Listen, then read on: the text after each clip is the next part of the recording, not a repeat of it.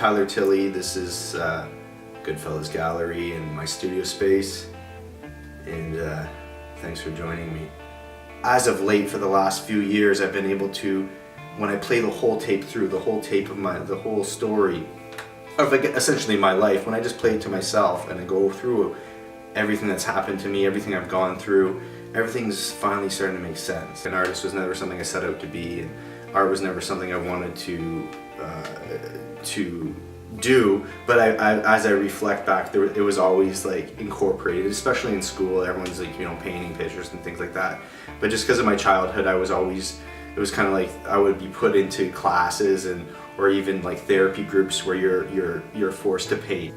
I grew up in a crazy family, and a family that actually changed dramatically, but there was a lot of alcoholism on both sides of my family. And eventually I got to a point where I started getting in escaping myself, and I found means throughout my childhood where I would use things to escape myself, and I would use substances and anything I could consume and digest, I would, to escape myself, because I literally came from a place of like pain and nothing. I wouldn't say that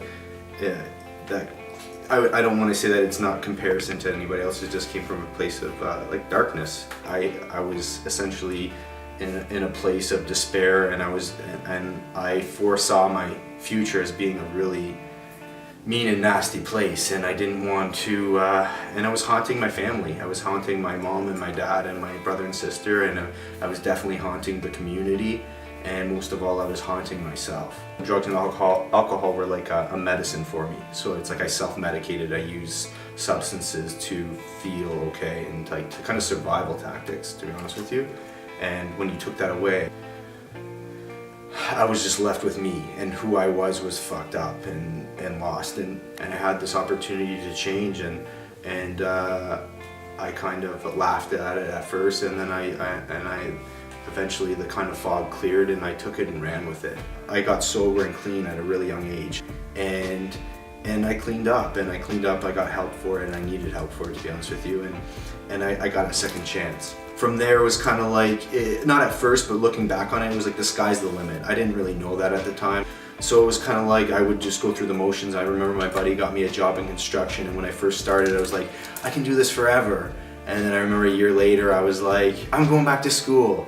So I remember enrolling in Durham College, and I was doing that, and I took PR, and I graduated with like President's Honors, and I dove in, and I was funny, and I had a blast, and I remember getting a wicked gig. I got a great internship with a cell phone company, and a huge majority of my job was to go around and give product away. I would go to celebrities, give them the product, get them to take product shots, and then move on. And I loved that job, and after a while that kind of changed, where I didn't see myself climbing the corporate ladder, to be honest with you, and I was missing something, and I started sending out resumes and going crazy and like submitting for all this different stuff, and I got a response back from China to teach English, and I took it, and next thing you know, I find myself in China, and I'm teaching English, turned 25, and I found a huge portion of myself there. I won't lie, I was by myself, and I had all this time to be with myself, and I had a great job and great kids that I worked with,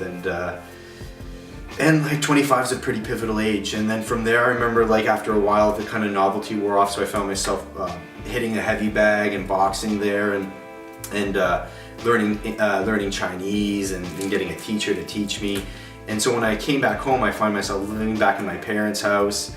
I started digging out basements with a really great friend of mine. He helped me start a business where I was digging out basements and fixing the leaks. So I dig out the basement, get the excavator in there, fix the leak, patch it up. A couple months later, they call me, it's leaking, and I'd be like, holy shit, like this isn't for me. And right around that time, I started boxing. I joined a club in Oshawa called Motor City, and they trained me to be a champion, and they treated me like a champion, more importantly. And it was a great bunch of guys, and I started doing really well in the boxing there, and I committed my whole life to it at the time. And before my fights, I would get really anxious and really nervous and lose sleep, the whole thing, as anyone would, and I caught myself painting, and I would be painting abstract art before my fights.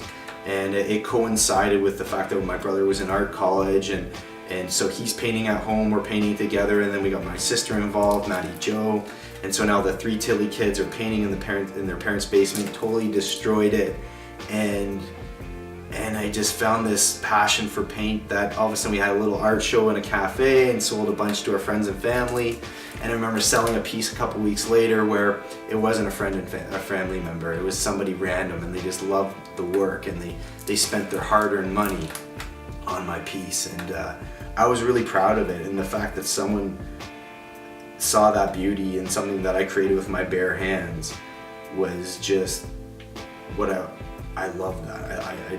I found so much like grace in that. So my art brought me to Toronto, which it needed to do. It needed to come here. From there, all of a sudden, a year later, I ended up opening up an art gallery with a couple of my best buddies. And so from painting in my parents' basement to opening an art gallery within like a year and a half, and putting our heart and soul into it, and we've been running strong ever since, which is about over 2.5 years. And so now the dream just keeps getting bigger. So what I've discovered is that finally, like, art's become the vehicle I'm missing. So all of a sudden it's like a funnel. So everything, like, art is my vehicle for meeting the right people, interacting with the right people. It allows me, it pays me, it allows me to keep creating, and it's a beautiful thing. I think the next step is to move to Europe and just build my cachet as an artist, and to become like, I really, when I look at the great artists, they always travel, and because that's what obviously any artist wants to be, aspire to be great, but like I just want to keep building and building and building,